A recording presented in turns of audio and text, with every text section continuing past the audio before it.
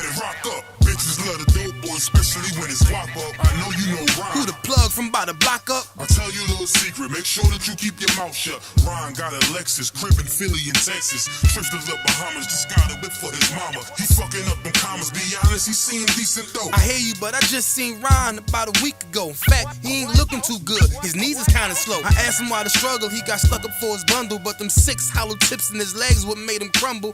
Bitch, he got a house and mama is living good. Said the feds took it all, he right back in the hood. I see you try to play me, you gave us crack in the 80s. Made us abort our babies and making hoes out our ladies. I know you got me gravy, but Satan, you must be crazy. It's gonna take more than them cars wanna amaze me. I seen niggas shoot for the stars, but being lazy. Never get their head at the clouds, so you don't faze me. I guarantee that you gon' regret it, remember I said it. Nah, you could dead it. What you saying, I can't win? Nah, devil, nice try, so until we meet again. I ain't have to die to meet the devil. Angels fell and landed in the ghetto. The earth was given to the hands of devils. Then we seen the rise of the devil.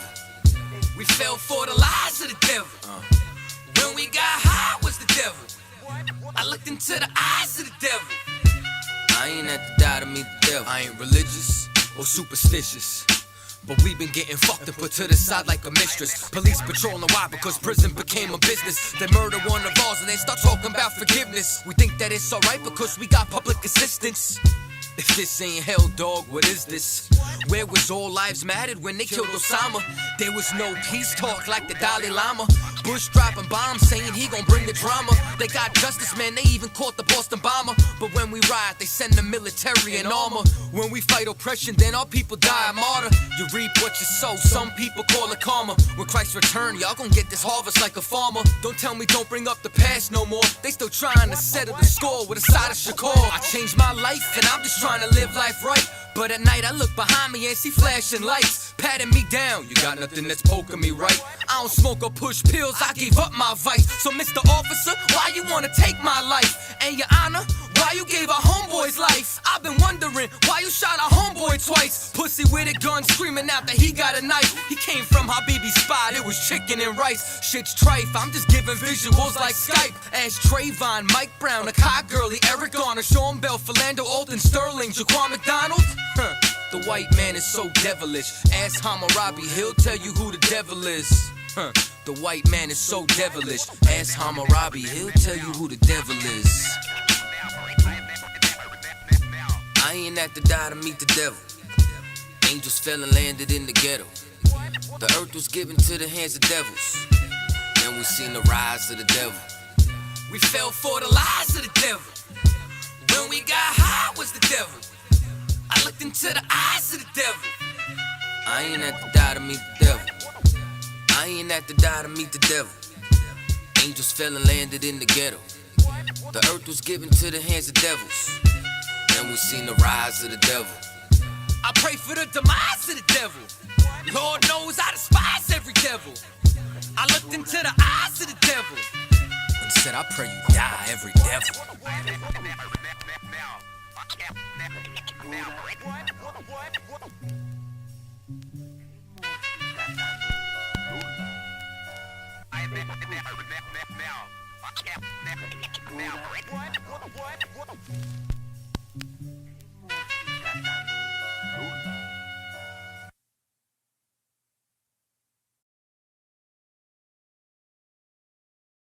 Because I'm willing to fight against drug dealers if they Muslim, if they Christian, if they atheist, if they Buddhist, if they killing black men, guess what? I'm gonna say something about it.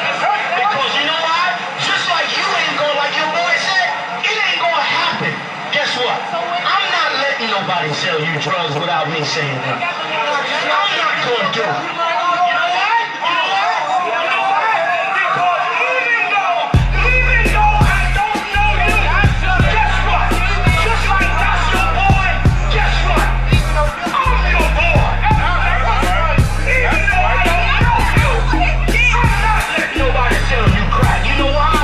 Because I never saw you before, but you a black man like me. And it's worth something. My whole life was trying to find something to follow. Had loyalty, every man tried to borrow. Felt pain, And a lot of sorrow, got betrayed, so packed, I didn't even have my heart broke. Living confused, about to lose hope. Cops got me on the side of the road like a sideshow. Need an antidote before I croak. Now I'm setting fire to rhythm man blues, call this guitar smoke. Rebel with no cause, trying to find direction. The world got me vexed. Picked up a bad liquor habit that's hereditary from oppression. Felt like my life was on fire, trying to find an exit. Now look, 10 G's plus a good wreck. Sometimes a follower is a soldier, trying to find a good ship. Plus when you in hell, how did you excel? Wisdom the breath of life, I don't believe in fairy tale. Listen well to what I tell. No calling can cause pain, something that a rebel knows very well. Can't you tell I was sent from the Lord? Got a tongue like a two-edged sword, with a style that they might just record. The only thing equal is the curse for the wicked and the righteous reward. Have mercy on the many, don't see it. Separated from the tares, now on my prayers, and it's so be it. A rebel, take the world by word of mouth. UPK, we the rebels that you heard about. Yeah. And it ain't gonna stop till 100 virgins in the house and I'm handing verdicts out. Get rank, you ain't heard a clout, without a shadow of a doubt. These devils hitting licks off us. Fuck the bank, I'm about to stone the pocket ticket office. Can't sweet talk us, cannot stop us.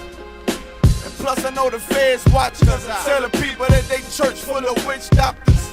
Put us in prison, they stockpile us. Meanwhile, UPK turning rebels into rock wallers. In league with mighty men, and now I understand things that never truly made sense. Like why I'm crying at this funeral for a criminal, knowing he ain't innocent, it's fucked up. But my boo shine, standing between two priests, about to blaze on their ass, call it tough love. Look out for niggas just cuz, and wouldn't touch a white bitch with OJ's black gloves. Father, forgive me for my error, I'm forever by your side. Clean and purge me of all my flaws. This the reason I'm alive. Thank God for this truth, cause for a long time was a rebel without a cause. Look, man, first time I met Commander Junior Honda, man, hit 3807. Rebel without a I had cause. my little daughter with me. Opened the door, he was dropping.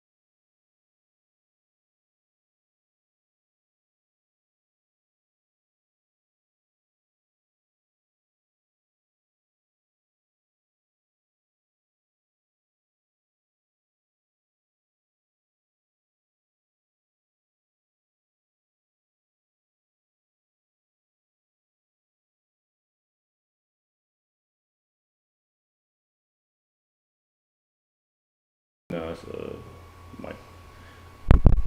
Okay, Most High in Christ. There we go. All right, let's start from the top. Salaki for that. Shalom, Israel. It's the Israelite School of Universal Practical Knowledge. Start at 1 West, 125th Street, Harlem, New York, where we've been teaching our people, blacks, Hispanics, and Native Americans, who they are according to the Bible. You know what I'm saying? Since 1969. This is not the Christian church, and don't get it confused, because the Christian church teaches lies. They've been teaching lies since the beginning, since their origin, because their oppressor taught them to teach lies. First, they were forced to teach lies, and now, here in 2021, 2022, they are teaching lies to get the money out of your pockets. They are teaching lies to our people to take advantage of our people, man. This is not the Christian church. This is the only place in the world where you're going to get the true culture and identity of blacks, Hispanics, and Native Americans. And that identity is that we are the true chosen people of the Most High. We are the only people that the Most High chose. That's right. You know what I'm saying? And it's because of the lies that we've been taught by our oppressor. That's the reason why we suffer the way that we do in this country. You know what I'm saying? And that's that's what we're gonna get into. Before I start, I'll give a courtesy salute. Shalom, Yahweh, Shem Yahshua Barakatah. To all the brothers, Shalom, Yahweh, Shem Alatah, Shem Yahshua, to all the sisters. Now, what we gotta understand is that the lies are the reason that we suffer in this country. And the only way that we are going to be able to, you know what I'm saying, rise up as a people and come out of this hell that we've been forced to live in is for us to find out the truth and to adhere to the truth and change our behavior according to the truth. Like, Baba Kashai, can I get Romans chapter 15 verse 4? We have to first understand. First, we have to stop believing the lies, find out what the lie is, turn away from the lie, and then follow after the truth and adhere to the truth. You know what I'm saying? And the truth is in this Bible, in this culture. Our culture is in this Bible, man. And what we're supposed to do is look into these records and perform, you know what I'm saying, learn from what was in these records and know what to do and what not to do. And use these records, these stories that are in this Bible as a map to see what brothers, you know what I'm saying, what brothers and sisters, how they moved in the scriptures, in our culture, and follow after that. Or see brothers' mistakes that they made in the scriptures and be able to navigate so I can navigate past those mistakes. You know what I'm saying? And the reason why we keep on repeating the same mistakes that we've been repeating over and over again for the past few hundred years is because we don't know our history. And you know what they say, if you don't know your history, you're doomed to repeat it. Right. That's why we keep on repeating the same mistakes over and over and over and over again, because we don't understand our history. We don't even know that in this Bible right here that they lie about in the Christian church, this Bible, it's your culture, black man, Hispanic man, and Native American man. Right. Bob Kasha, if you could go ahead bring that up. This is the book of Romans, chapter 15, verse 4. For whatsoever things was written aforetime was written for our learning. Right. That we through patience and comfort of the scriptures may have hope. Right. Might have what? Hope. Through these scriptures is where we're gonna find hope. Because right now we are a hopeless society. We are so hopeless that we are doing things so foul and vile, and we're doing things so foul and disgusting as, you know what I'm saying, befriending and marrying our oppressors' children. Even though we know that we were in captivity, we were brought over here on slave ships, and this land was stolen from blacks, Hispanics, and Native Americans, we still befriend our oppressor and make marriages with our oppressor. We doing things like getting high. You know what I'm saying? We doing things like, you know, our sisters are selling their bodies on OnlyFans and all of that. We selling drugs and murdering and robbing our brothers and sisters. Right. You know what I'm saying? We leaving our families, leaving our children and our wives. Our wives are leaving the husbands and going to get another husband. Right. Which, you know what I'm saying, which is adultery. You know what I'm saying? Like we are doing things because we don't know our history, man. And that's why we keep on repeating the same mistakes, man. But read that again. This is the book of Romans, chapter 15, verse 4. For whatsoever things was written aforetime were written for our learning, that we through patience and comfort of the scriptures might have hope. Right. So this is what this Bible is for, first and foremost. Like we have to understand that this Bible ain't just some fairy tale book. You know what I'm saying? This ain't Esau's fables. This ain't no Jack and the Beanstalk. You know what I'm saying? Where it's just a good story and you might be able to learn a lesson, but at the end of the day, these, you know what I'm saying, these stories ain't real. That's not the truth about the Bible.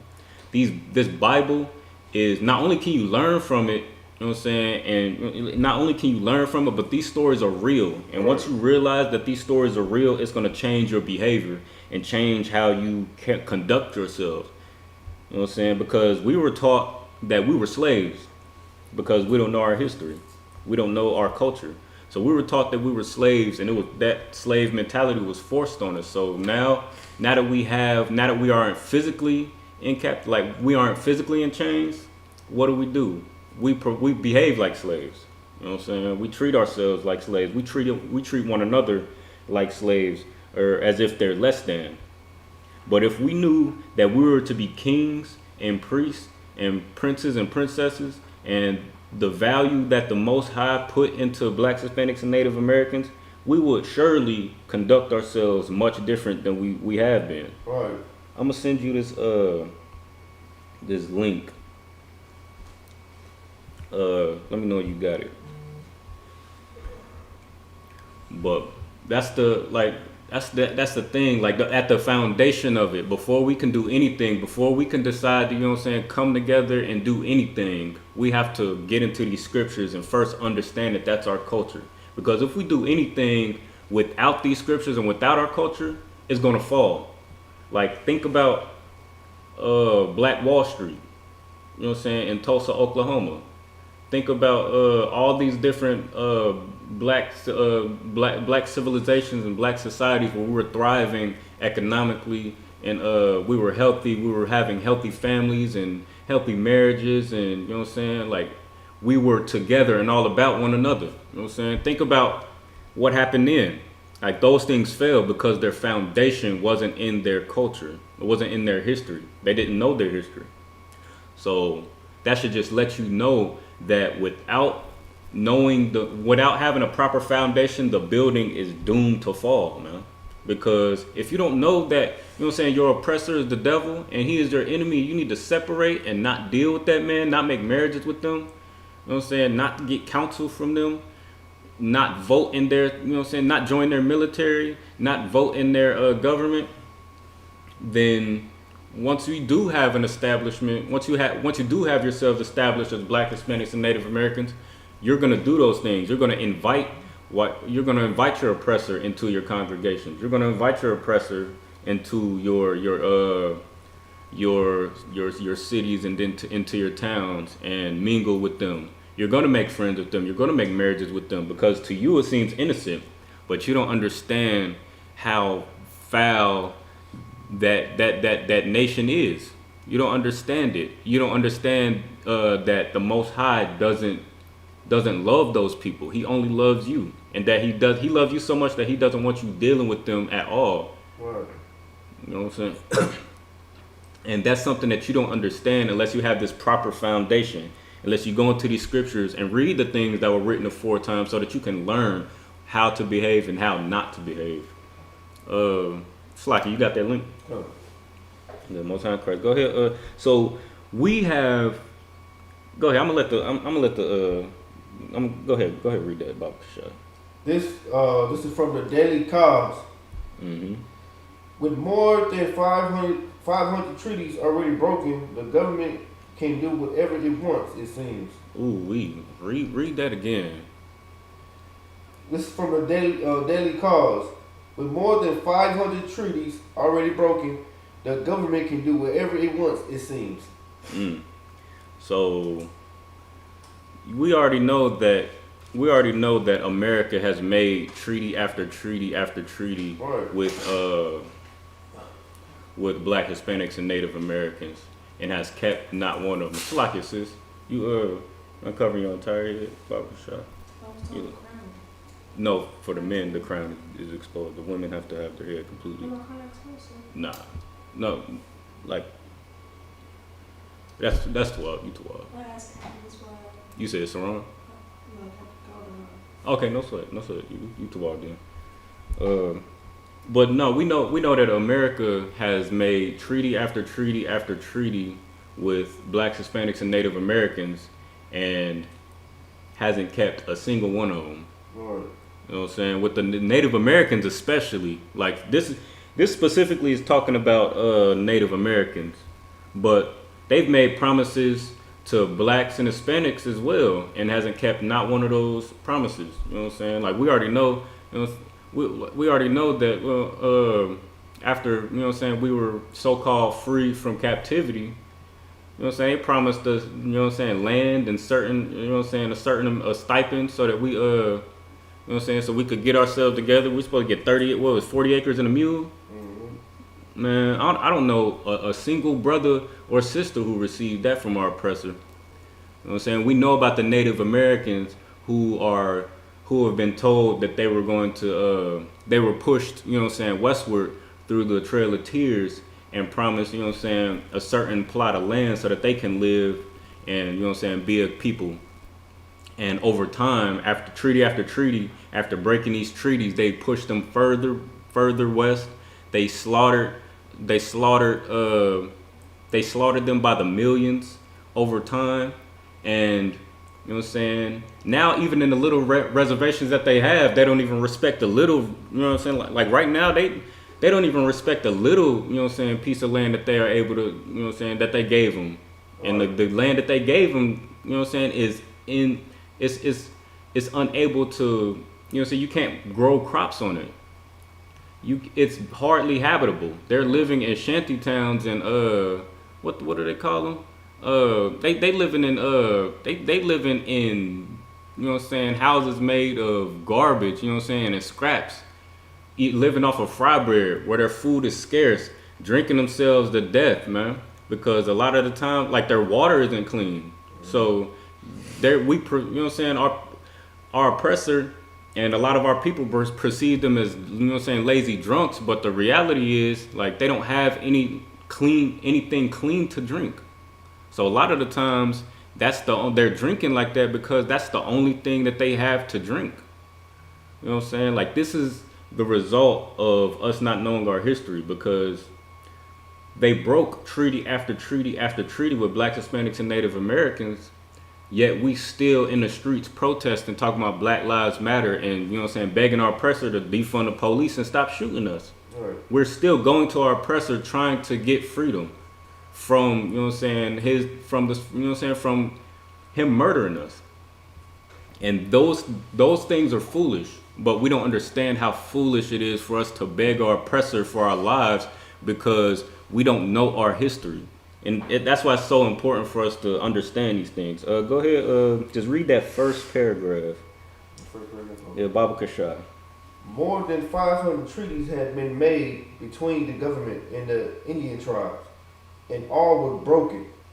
Right. Notified. Right. Or amended. Right. So broken, and broken. Nullified just means it existed. You know what I'm saying? When they first drew up the treaty, and it seemed all good, but then they cut it off. You know what I'm saying? And then they amended just means change, so that they changed up what they said from the beginning to make the they changed up the smooth words that they gave to our brothers to make them agree with our oppressor. And you know what I'm saying, the things that they promised them, they, you know what I'm saying, they switched it up as soon as they got what they wanted. Right. Go ahead, read on. Nothing changed. What does that say? Nothing changed. Nah, a little bit changed, because you know what I'm saying, it's 2021 now. Nothing changed. Nothing changed, man. Nothing changed up to this day, man. We are still, you know what I'm saying, being lied to by our oppressor. Right. He is still breaking promises, so-called promises that he is making with us. Go ahead, read on. The mere fact that the Keystone XL oil pipeline has even been considered is a violation of law and shouldn't have seen blueprints. Right. Oh, you can hold that right there. Right. So like, and these are just examples of the way that they violate the Native Americans on their land. Not even to mention blacks and Hispanics, but they are violating Native Americans on their little plot of land where they already don't have nothing. And then while they don't have nothing, they running pipelines through their land, destroying their water, destroying their land and the agricultural value in that land, which is already the little value that it has. You know what I'm saying? They're destroying it. They're relocating these people to worse places and dividing them, destroying the resources that they have, just polluting their water, and you know what I'm saying, destroying, like they don't care about these people, man. Otherwise they wouldn't be breaking these trees. After they made those deals with these Native Americans, they would have just left them alone if they cared. Or better yet, if they really cared about blacks, Hispanics, and Native Americans, they would have left us alone from the beginning. They wouldn't have stole the land. They wouldn't have, you know what I'm saying, brought us over on cargo slave ships. They wouldn't have, you know what I'm saying, raped, robbed, and murdered us, and you know what I'm saying, all the things that they do still to this day. Like, this is, you know what I'm saying, this is history that we're looking at, but like also we got the same history that we're reading, how they spit on us and overlooked us and used and abused us. They doing the same thing today, and we have to make that correlation so that we can understand the problem that we facing and then come up with a solution, man. And the only solution is in these scriptures. Baba Kasha, let me get First Maccabees. We're gonna start at chapter 1, verse 1. Now what we gotta, like, we don't give the scriptures the credibility of being realistic. Like those of us blacks, Hispanics, and Native Americans who look into the Bible, you know what I'm saying, we read it for, you know what I'm saying, encouragement and hope and all of that. But at the end of the day, when we reading it, we might as well just be watching a movie or something, or reading a comic book, as far as our mentality goes. Because while we reading it, you know what I'm saying, we don't consider these things to be true. Like, it's just a story to help encourage us or get us through, you know what I'm saying, whatever we going through or whatever we got to get through. But what we got to understand, that these are real. These stories are real, and we're going to prove that tonight through looking through these scriptures and then looking at history and watching how it lines up perfectly and undisputably. Go ahead, read that. This is the book of Maccabees, chapter 1, verse 1. And it happened after that, Alexander, son of Philip, the Macedonian. The who? Macedonian. That who was Alexander? Alexander, right? Son of Philip, right? The Macedonian, right? So this is talking about Alexander the Great, right?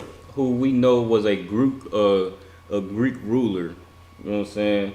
Salakia, if you could, you mind Googling Alexander the Great, Baba Kashad, because we have to. We don't respect the Bible as being real culture, but we respect the Greeks. Like, we go to HBCUs and all of that, and we go to HBCUs, you know what I'm saying, these colleges and universities, you know what I'm saying, trying to make a better life for so-called blacks, Hispanics, and Native Americans. But what do? We pledge Greek. We pledge in all these Greek fraternities and sororities. You know what I'm saying? We believe in Greek mythology. When we had enough of the Christian church, we run a Greek mythology. You know what I'm saying? And then when it comes to, like, today, like, when it comes to, like, when we tired of our condition and we want to make a change, the only way we feel like we can make a change is to join our oppressors. And that's what, like, it just goes to show that we respect We respect the culture of our oppressor more than we respect the culture of blacks, Hispanics, and Native Americans. We don't think that it's true, but we think that this is true. But we didn't know that our oppressors' history, who we studied in school, who they, you know what I'm saying, who they forced us to study in school and in college and all of that, those same things that we studied there are in this Bible, and it lines up with us. But the thing is, this Bible is from blacks, Hispanics, and Native Americans' perspective. And instead of reading history from the perspective of our oppressor, who is going to write themselves as heroes and gods and great men, we have to read it from the perspective of us who were the oppressed, so that we can understand what a devil this oppressor is. Salakia, you got that, Alexander the Great? Come on, I got it. Okay, no, sir. Read what you got about Alexander the Great. Alexander the Third of Macedon. Macedonia. Macedon. Yeah, Macedon. Yeah. Alexander the Third of Macedon, commonly known as Alexander the Great, was a king of the ancient Greek kingdom of Macedon. Right. A member of the Argead dynasty. He was born in Pila, a city in ancient Greek, in 356 BC. Right. So this is, let me see. So this is from Google, you know what I'm saying? Like, this is history, you know what I'm saying? It's showing the history of this man that we just read out of this Bible. Right. The same Alexander the Great that you read about in school, and you could go to Wikipedia and Google and read all about, you know what I'm saying, history.com and all of that. It's the same person that we're reading about in this Bible right now. All right, go ahead and read the rest of that, Maccabees. Who came out of the land of what's that? Shetaim. Shetaim had smitten Darius, king of the Persians, in the Medes, that he reigned in his stead, the first over Greece. Verse 2. And it made many wars and won many strongholds and slew the king of the earth. Right. Skip down to verse 7. So this is talking about Alexander the Great, right? We've established that, and let me know what verse 7 says. This is just talking about how he came into power. He succeeded. He was the son of Philip. You still got that Wikipedia link? You mind clicking on that and then going down to the just click on that and then scroll down to the it should be a box that just has the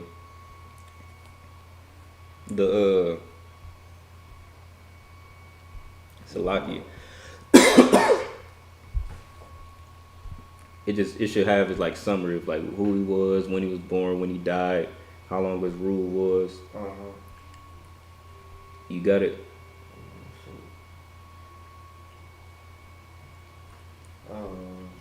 Yeah, I got it. All right, so it said, what does it say his predecessor was? Philip the Second. Who? Philip the Second. So what did verse 1 say? Alexander, son of who? Philip.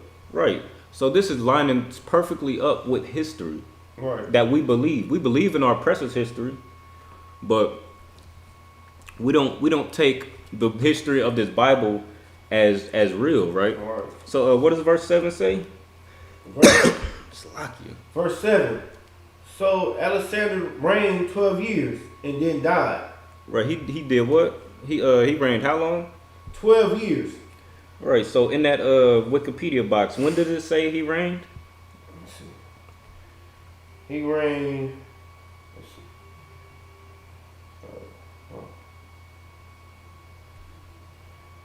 336 BC. Right. And then when did his reign end? Okay, I see it. It's he reigned.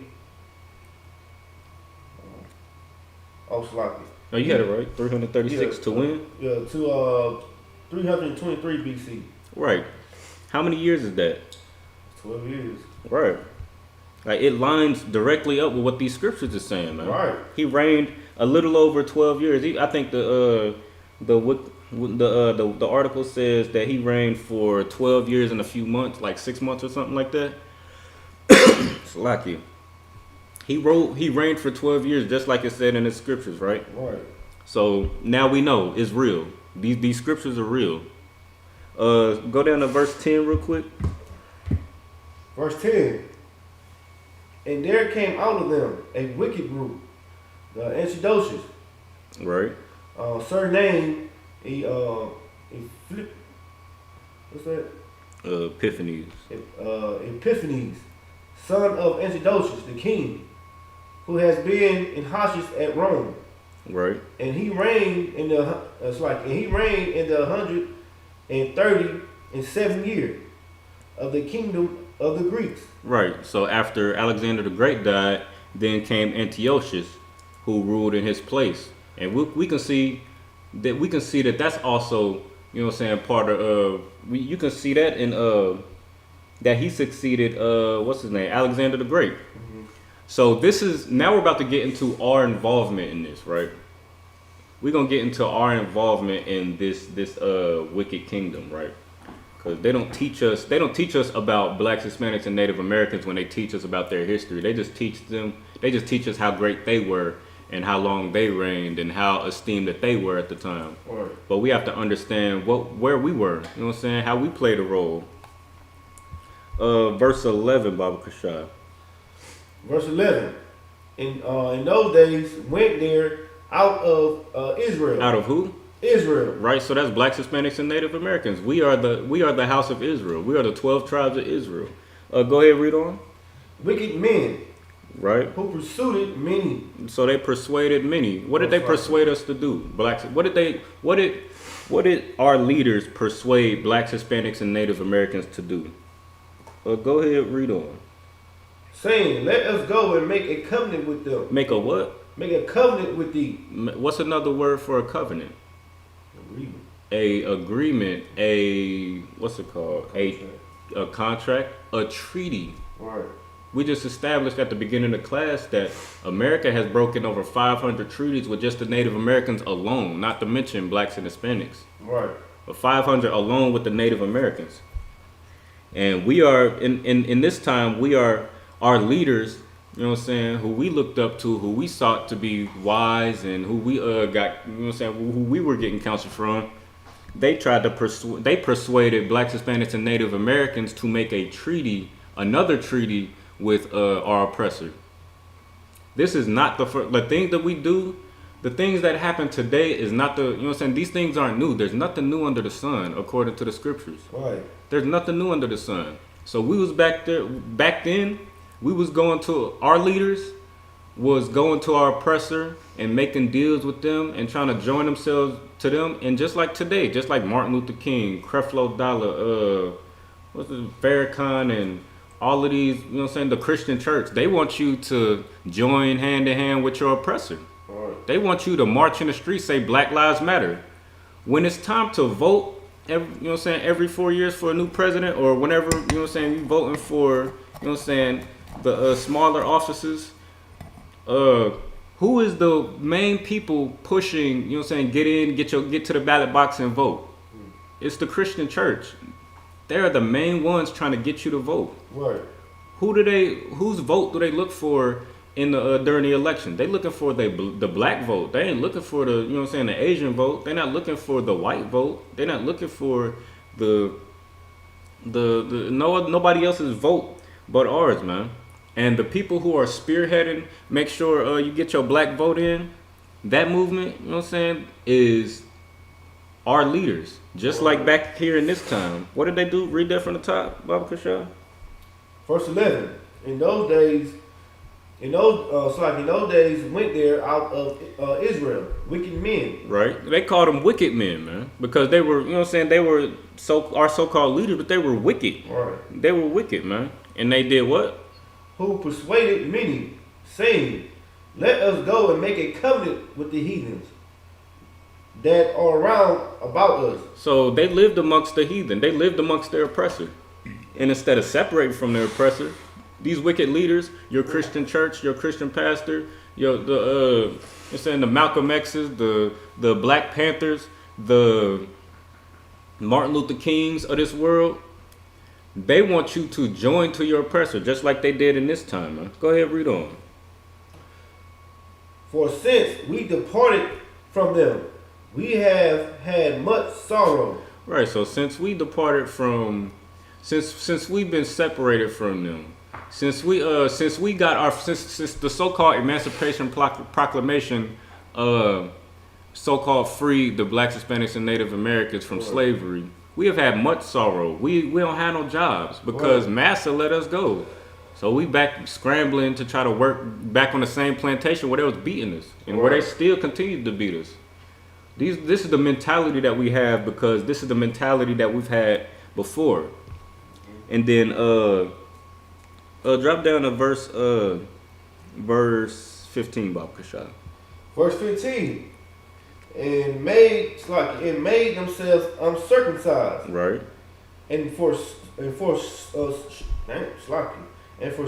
the holy covenant. So because we wanted to join to our oppressor, we turned our backs on the covenant that the Most High made with us, with blacks, Hispanics, and Native Americans. We made ourselves uncircumcised. We stopped, following our customs and our cultures so that we can join to our oppressor and be like them, man, and get their approval. Just like we do today, man. We don't follow our culture. We don't celebrate the Passover and the Feast of Dedication. And we don't follow the high holy days that the Most High told us to follow. Right. We celebrating Christmas. We celebrating Kwanzaa, and we celebrating Thanksgiving, and going out and trunk or treating during Halloween, celebrating New Year's. We're doing what our oppressor wants us to do and turning our back on what the Most High told us to do. Because he loves us. Read on about Kashah. Come and joined themselves to the heathen. Right. And were sold to do mischief. Right. So we joined ourselves to the heathen, man. Because we want to be a part of their culture, man. We want to be a part of their culture so bad that we drop everything that makes us special, man. Right. We drop everything that makes us special to try to be like our oppressor. Go ahead, drop down to Salakia. Go ahead, drop down to verse 20. So we're gonna see what happens when we make a covenant with our oppressor and turn our backs on the Most High. Now this is keep track of how many times we make a covenant with our oppressor. This is one right now. So we just, in this chapter, we made a covenant with our oppressor, and this is what happened to us. Verse 20, this is the book of 1 Maccabees, chapter 1, verse 20. And after that Exodus had smitten Egypt, he returned again in the 143rd year. Right. And went up against Israel and Jerusalem. With who? Israel and Jerusalem. So wait, hold up. Didn't it just say that the men of Israel joined themselves to the oppressor? Right. And now it's saying here, after we've made a covenant, after we made a treaty, a contract with our oppressor, he did what? And went up against Israel and Jerusalem. So now we made a contract and a treaty with them, and we've joined ourselves to them, and now it says here that they're going up against us. They went up against us and did what? With a great multitude. Right. Verse 21. And entered proudly against the sanctuary and took away the golden altar. Right.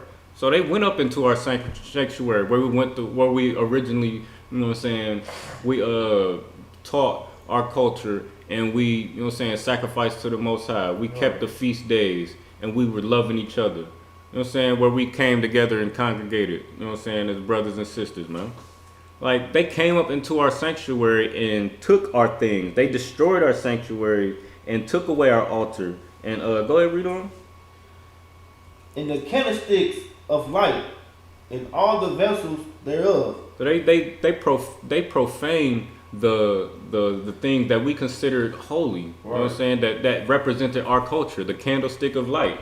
You know what I'm saying? The altar, like they profane the things that we considered holy, where we taught our culture and taught, you know what I'm saying, the law, statutes, and commandments like the Most High wanted us to. Right. After we joined ourselves to them, man. Don't that sound familiar? The first, what we think of as the first Thanksgiving, which was really a bloody and murderous day.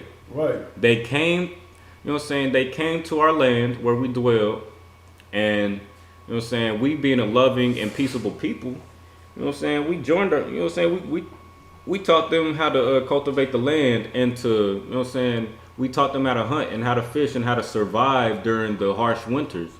You know what I'm saying? We taught them all these things and we tried to join ourselves with them. And then what happened soon after, man?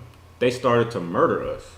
They started to slaughter us and ravage our women and kill our children and kidnap us and put us into captivity until we they literally worked us to death. Right.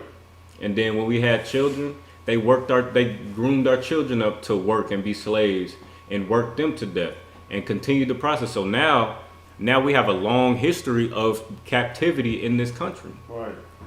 And that's exactly what's going on back here in what is it? It was 336 BC or 323 after 323 BC. This is exactly what's happening today, man. This history is ancient, and we have been doing the same things since the beginning, man. Because we have been taught lies, man. Right. We are repeating the same behaviors because we have been taught lies, and all we have are the lies, man. Right. That's all we have. All we have is the lies. Baba Kashar, let me get hold that. We're gonna come right back to that. Let me get Psalms chapter 55, verse 21, man. So, you know what I'm saying? Salakia, not quite yet. Not quite yet. Let me get Revelation chapter 18. So, from the beginning, this is what they've been doing to us, man. And the Most High has never intended for us to join unto them, man. Right. But because we don't know that, we do it. We join ourselves unto them over and over and over and over again, man. That's why we can read these things, and when we read what happened, how they handled us, how we joined ourselves to them, and then they came and destroyed us, or how they, you know what I'm saying, said some, they convinced us to join to them, and right after we listen to them, they do the same thing, destroy us and kill us, because we don't know that it's a lie, right, that we're not supposed to be doing this. You go ahead and read what you got, Baba Kashar. This is the book of Revelation, chapter 18, verse 1. Verse 4, Salakia. Verse 4. And I heard another voice from heaven saying, come out of her, my people. Do what? Come out of her, my people. Right. So the Most High is telling us to come out of this wicked nation, from amongst this wicked nation, man. Right. We need to take our hearts out of this country. Right. We need to stop joining ourselves to our oppressor, man. Go ahead. Why shouldn't we join ourselves to the oppressor? Go ahead, read on. That ye be not partakers of her sins. So that you don't sin like they do. So they eat pork, shrimp, crab, and lobster, and it's a delicacy to them.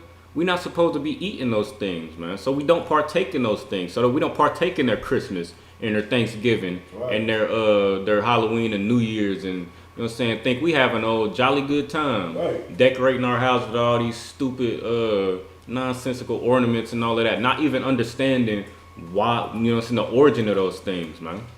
The origin is very wicked, man, because there are wicked people, and that's why the Most High told us to come out of this wicked nation, man, so that we don't partake in their sins. Right. And then what? Because if you sin, you know what I'm saying, sin is the transgression of the law. Now, we know, your oppressor wasn't given the law. Right.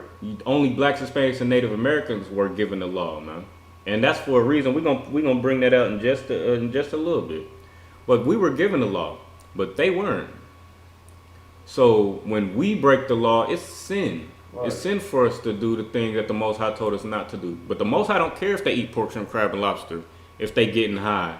You know what I'm saying? If they celebrating Thanksgiving and Christmas and Halloween and all that nonsense, he don't give a damn about what they do. He cares about what you do though, because you are his child. Right. You are the children of the Most High, man. So he when you sin, there is a punishment, man. There's a punishment for that, man. And go ahead, read that. And it's like, and that ye receive not of her plagues. Of her what? Of her plagues. Of her punishments. Of her curses, man.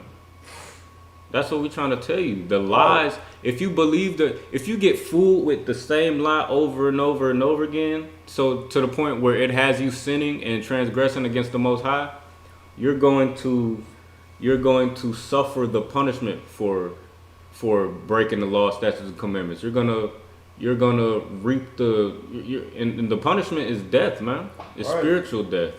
Not only is it physical death, but it's spiritual death, man. Death is the curses that you suffer under, and the plagues and the punishment for, you know what I'm saying, transgressing against the Most High, man. All right. Baba Kashal, let's get back to that first Maccabees. Go to verse 24, and then we're gonna drop down to verse 30.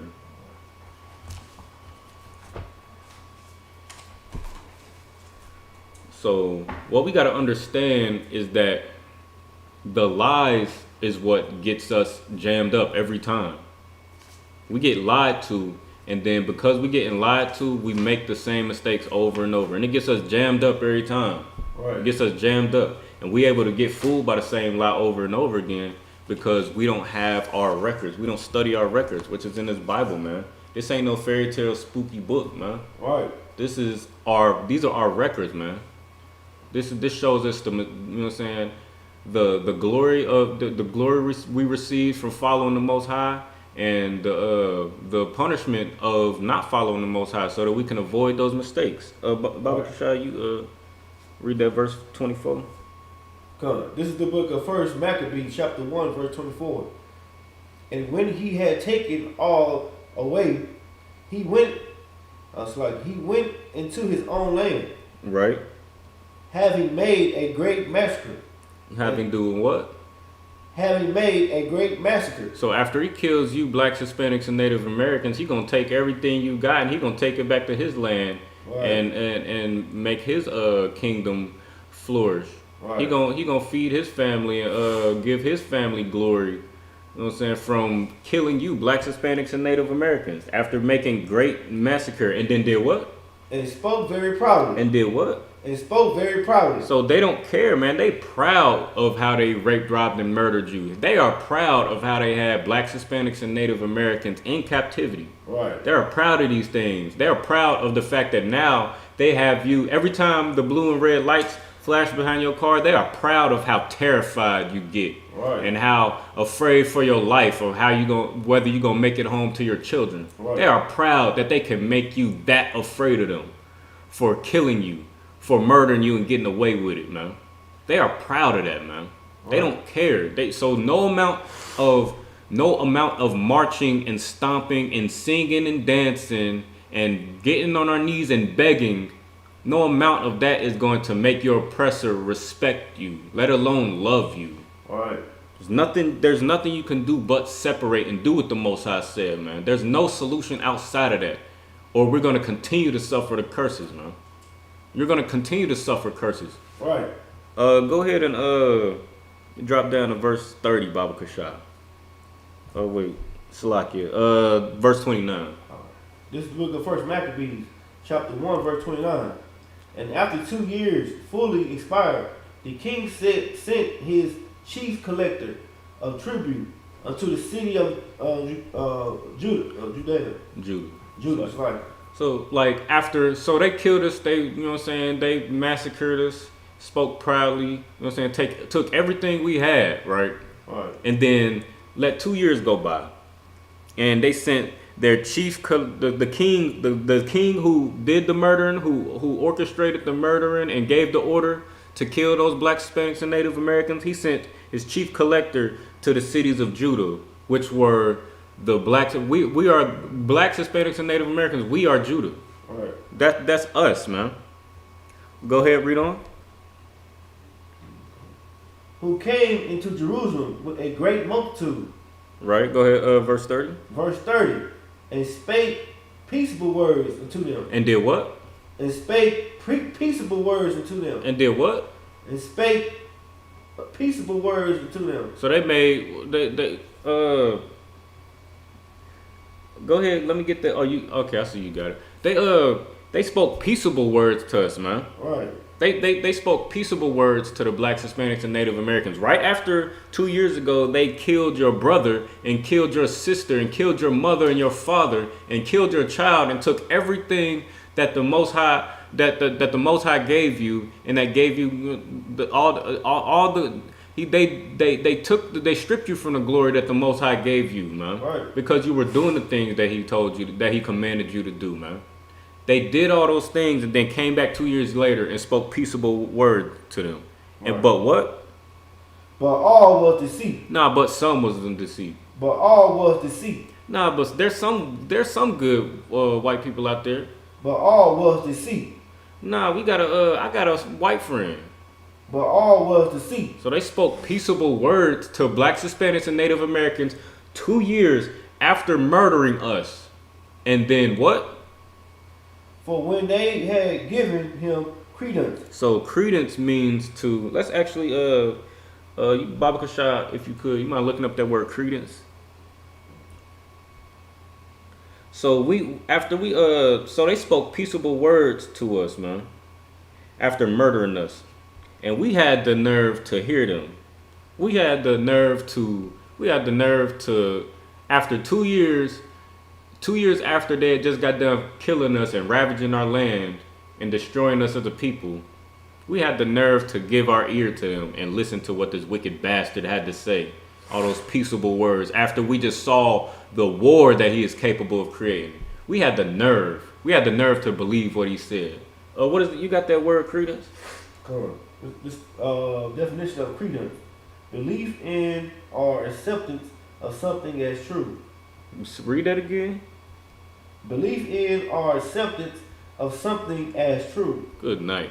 So after 2 years, after they had murdered us, raped, robbed, and murdered us and destroyed us, we had the nerve to give this wicked bastard credence. We had the nerve to believe that what he was saying when he was talking about peace, we had the nerve to believe it was true. And that's exactly what we do today. All right. That's exactly what we do today. When you see George Floyd and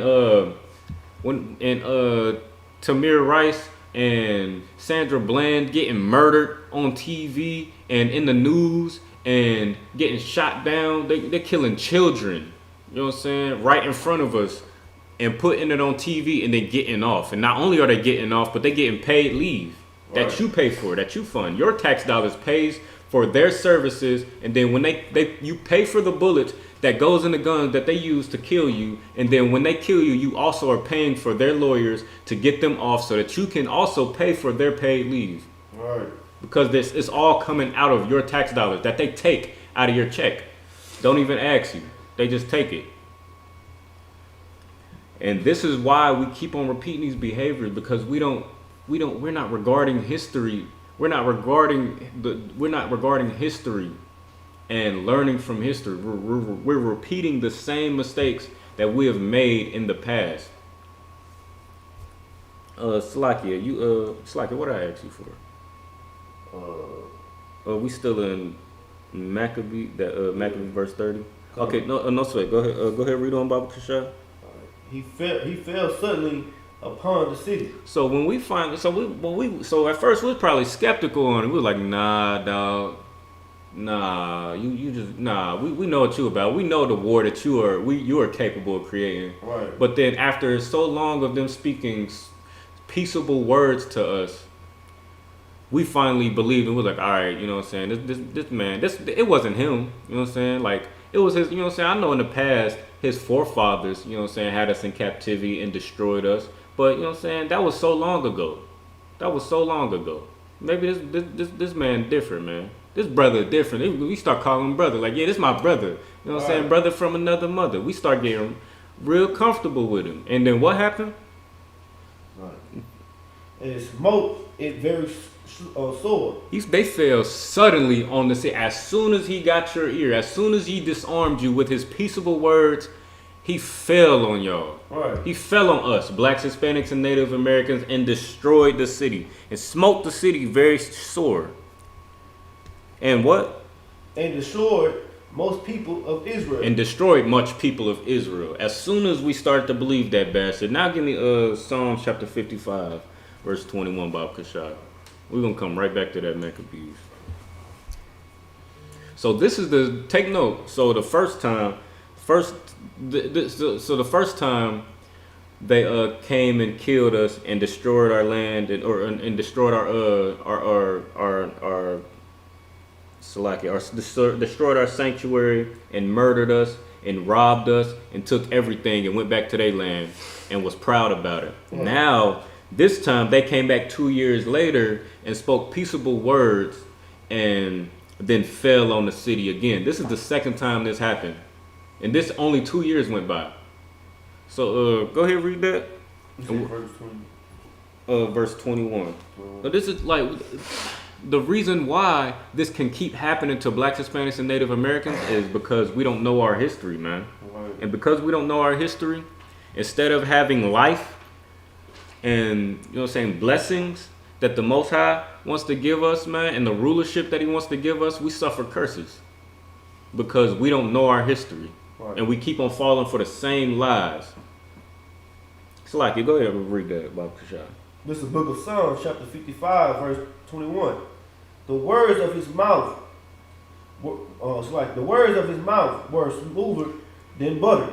Right. So this is talking about your oppressor, man. The words of his mouth are smoother than butter. Just like in this Maccabees, he said the Grecians came and spoke peaceable things to the people of Israel, to blacks, Hispanics, and Native Americans. They spoke peaceable things. Right.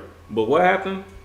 But war was in his heart. So when they speaking, just know that anytime an oppressor, anytime a so-called white man, anytime a so-called African man or an Asian man or any of these other nations that aren't black, Hispanics, and Native Americans, anytime any of those people come up to you speaking smooth words, just know that war is in their heart.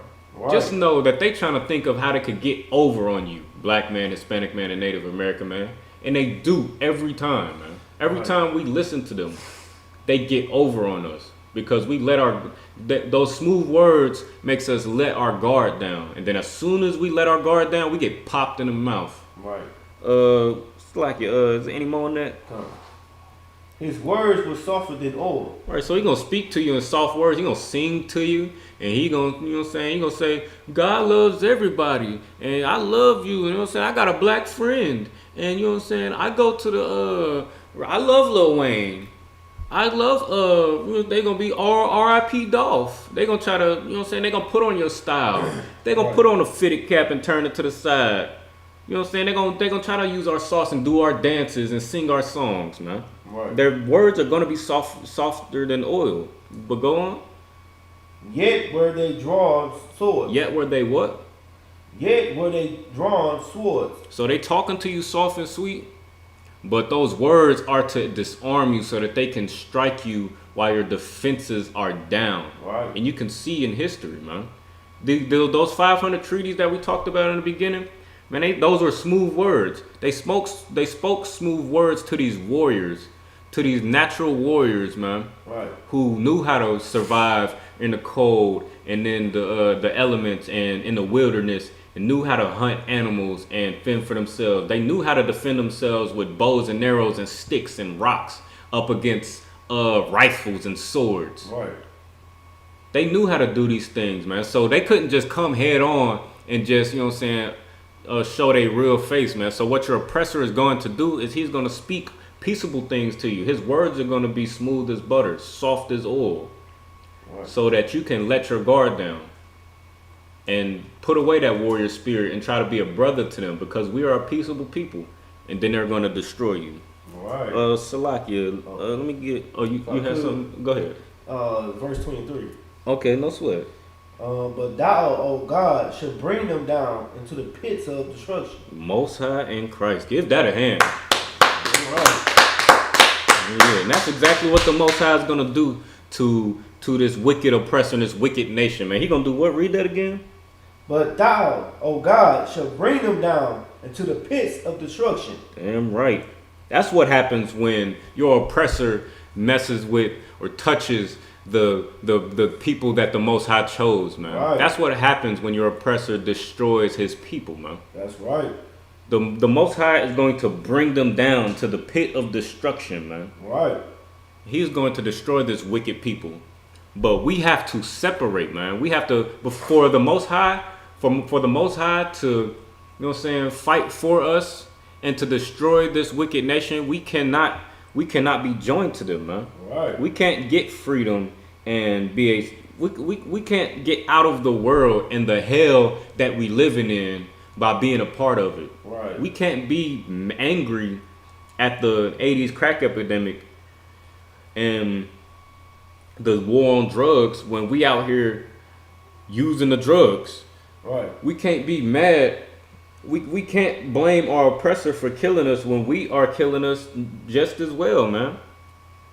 Of course we can hold them accountable, but like it holds less weight when we are also out here holding we holding the gun to our brother and sister just like they holding the gun to them. Right. You know what I'm saying? It's just like, I ain't gonna get into all that, but we can't get out of this hell if we are still partaking in it, man. So before the Most High can interfere, we have to separate from this hell, man, and behave differently so he can destroy this nation. That's right. Salaki, was there anything else you want to bring up? This is a little bit more on that. Okay, no sweat. Bloody and deceitful men shall not live out half their days. Ooh, not even bloody and deceitful men. You know that your oppressor was blessed with the sword, and they are bloody and deceitful. That's right. That's why we call them the devil. That the right. Bible speaks of, man. That's right. That word devil just means deceiver. It ain't no red man and no spankies and no with no horn and no pitchfork. Right. You know what I'm saying? He is the deceiver, the one that deceives you, the one that says peaceable words to you and destroys you in the end, who wants to pretend that they're your friend, but then, you know what I'm saying, you the last hired and the first fired. Right. Or, you know what I'm saying, they make 500 treaties with your people and then don't keep any of them and do whatever they want in this country. That is the devil, man. Right. And they are a bloody and deceitful people. They are bloody and deceitful men. And it says bloody and deceitful men shall not live out half their days. Right. But what? But I will trust in thee. But we blacks, Hispanics, and Native Americans will trust in the Most High, man. That's Your right. oppressor, you can't trust in him because he is bloody and deceitful. That's right. But you sure can trust in the Most High, man. And that's the one thing we haven't tried, man. Because we have to, because these scriptures is true, man. Scripture says, let God be true and every man a liar. That's right. The Most High is the only one that has your best interest, man. And as long as you are looking anywhere else for your salvation, then you're not going to get it. You are only going to get lies, and those lies are going to lead to death. Right. Salakia, was there anything else you want to bring up? That's it. Oh, Most High in Christ. Let me get that Maccabees verse. What was we at? Verse 31. Salakia. This is the book of First Maccabees, chapter 1, verse 31. And when he had taken the spoils of the city, he set it on fire, and pulled down the houses and the walls thereof on every side. Good night. So they can't just destroy and kill. Like, they can't just take what you got or take advantage of you. You know what I'm saying? Pull the chair from up under you. They got to completely destroy you and your civilization and your people. They got to completely tear down everything, man. They gonna you took the spoils of the city, set it on fire, pulled down the houses and the walls so it existed no more, man. Let me get Psalms 83 verse 3. This is what Salakia. I'm gonna hold that. Let's get Psalms 83 though. This is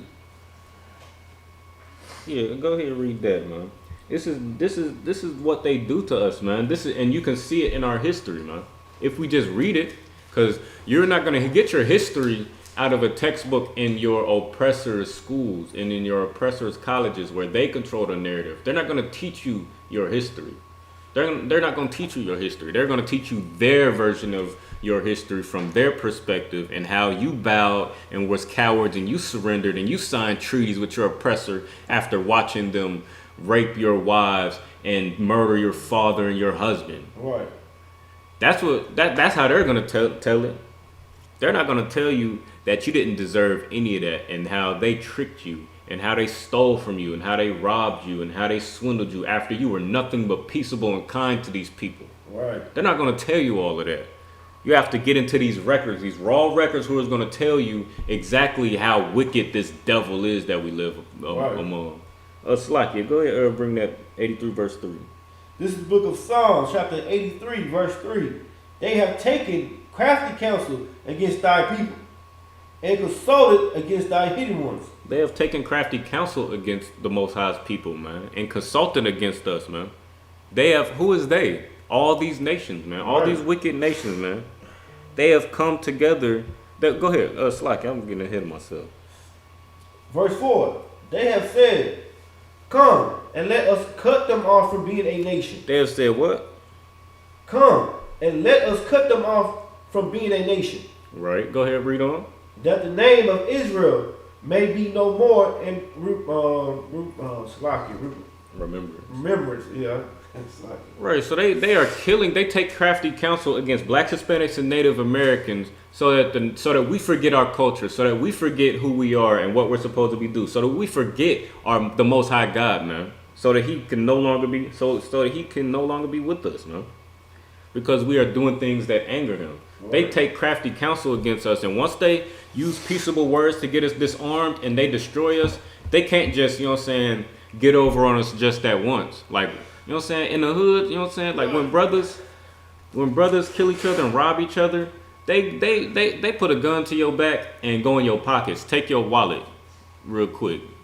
Or they you know what I'm saying? They gonna kick in your door and then take everything.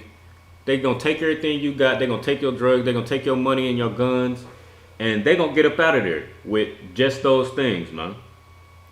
But they not gonna burn your house down. They're not going to take everything you got, kill everybody in the house, and burn the house down, burn the block down, destroy the entire neighborhood, kill every person, man, woman, and child they see in sight. That's not the type of people we are. We are trying to survive because we in hell. Right. So our brothers and sisters in their ignorance, man, and in their hell, they will you know what I'm saying, they might sin against you, they might transgress against you, but they not going to destroy you like your oppressor does, man.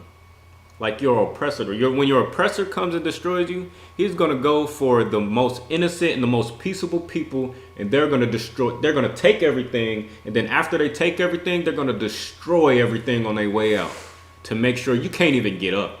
You can't get up and rebuild again, man. That's the type of oppressor that we're dealing with. And we have to understand that so that we don't make the same mistake of believing the same lie that has been destroying us since the beginning. We're reading in 320 something BC. This is 320 BC at this point. And the same things, the same lies that they beguiled us and got over on us in 320 BC are the same lies that they're using to beguile and fool and get over on us today in 2021, 2022. That's right. Salaki, is it where we at? We in Psalms still? Yeah. Okay, no, is it any more on there? That was the end of that verse? That's the end of the verse. Okay, no sweat. You drop that and get back to that song or that Maccabees. So they read verse 31 from the top, Bob Kashak. This is the book of First Maccabees, chapter 1, verse 31. And when he had taken the spoils of the city, he set it on fire. Right. So he set the city on fire. So he gonna kick the door in, get all the money out. He gonna get all the spoils and all the riches. You know what I'm saying? Everything that's shiny and feel like, you know what I'm saying, and got some value to it according to your oppressor. And then what? And then he set it on fire. And then what else? And pulled down the houses. Then after he After after he set the land on fire, he gonna pull down your houses, man. It's already, the land is already burning, but he gotta pull the house down too, man. Right. He gonna pull it down to the ground, man. And go ahead, read on, Baba Kasha. And pull down the houses and the walls thereof on every side. Right. Ooh wee. But verse 32. Verse 32. But the women and children Right. took they captive. Who? Took they captive. But who did they take captive? But the women and children took they captive and possessed the cattle. So they taking the defenseless women and children captive and taking the cattle. They not leaving nothing. Right. They killing the men. They're destroying the city. They're taking the riches and the spoils, and they're taking the women, the women and the children captive, and they're taking your animals. Right. All the way down to the animals. Good night. They don't give a damn. Salakia. Let me get Deuteronomy chapter 28 verse 50. We just what's Salakia? Oh, yeah, you pull that, but just hold that for a second. We gonna get to that Deuteronomy in just a second. But just sit on that for a second. Well, this is what, like, they gonna take everything, man. They gonna take everything from blacks, Hispanics, and Native Americans, man. As soon as you let your guard down. This is why it's important to understand your history. Because everything that we go through today, this ain't just back in the day. You know what I'm saying? Back during slavery, or back, you know what I'm saying, when in 1492 when Christopher Columbus came over, or in 1619 when this land, you know what I'm saying, was stolen from blacks, Hispanics, and Native Americans. Like, this isn't just, you know what I'm saying, hundreds of years ago. This happened in 2021. Where they kicked in the doors of blacks, Hispanics, and Native Americans and killed them in their home.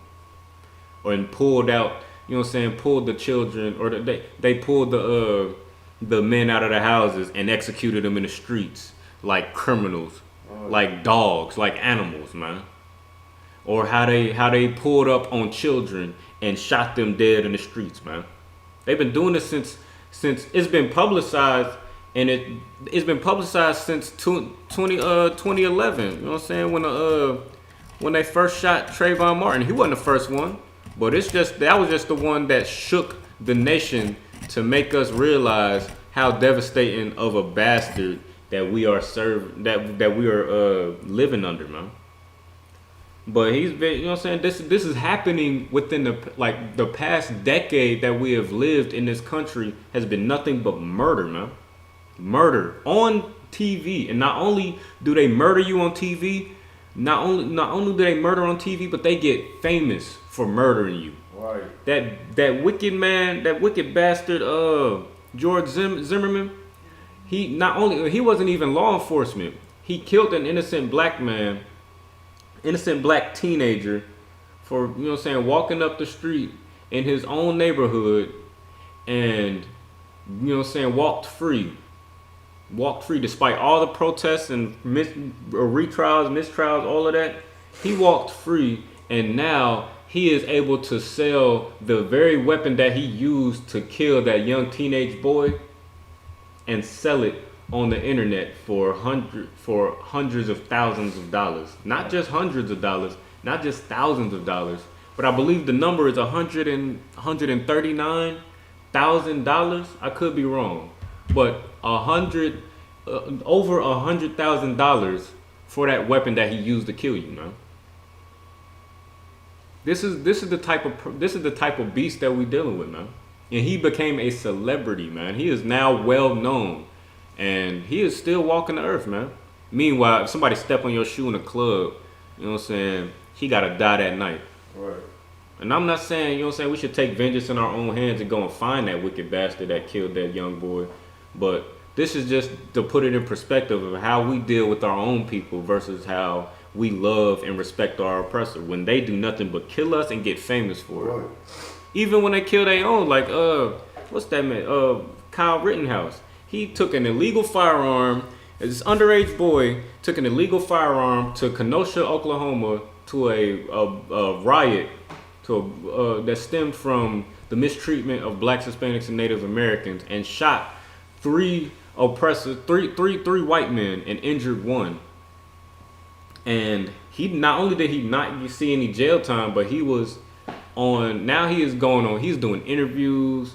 He is going on radio shows and talk shows, getting on TV, doing interviews, becoming a celebrity for being a murderer.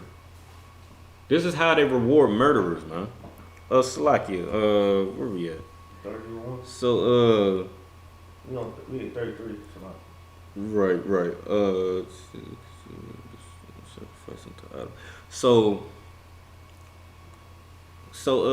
Read verse 41, Bob Kashad. Verse 41. Moreover, King Antiochus. King Antiochus wrote to his whole kingdom, Right. that all should be one people. That what? All should be one people. So they integrated everybody. That what? That all should be one people. Like Martin Luther King. I had a dream that one day we all could hold hands and be what?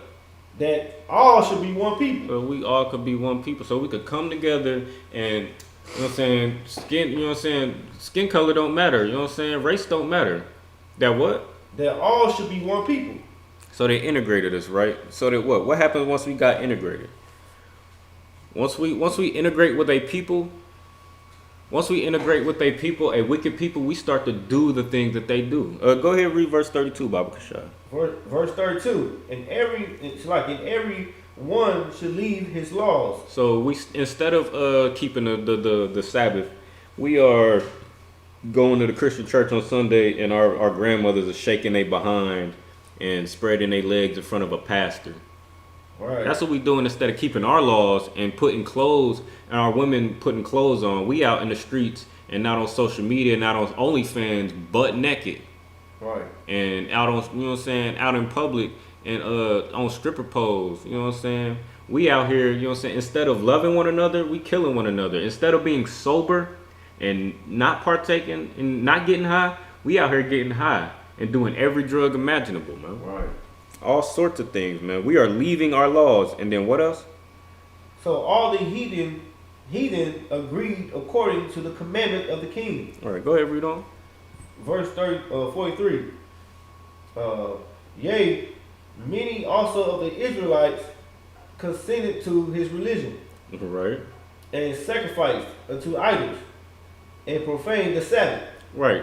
So your oppressor now integrates you after murdering your people. This is for the second time, right? We still on the second time. Within the course of 2 years, they murdered your people and stole your land, stole your goods, burned your cities down and your houses, and took your women, children, and captive, and took everything that you had, right? And what do? Read that from the top. Verse 43. Yea, many also of the Israelites consented to his religion. Right. So like it. So after they, you know what I'm saying, took advantage of us, we consented to what they wanted us to do, man.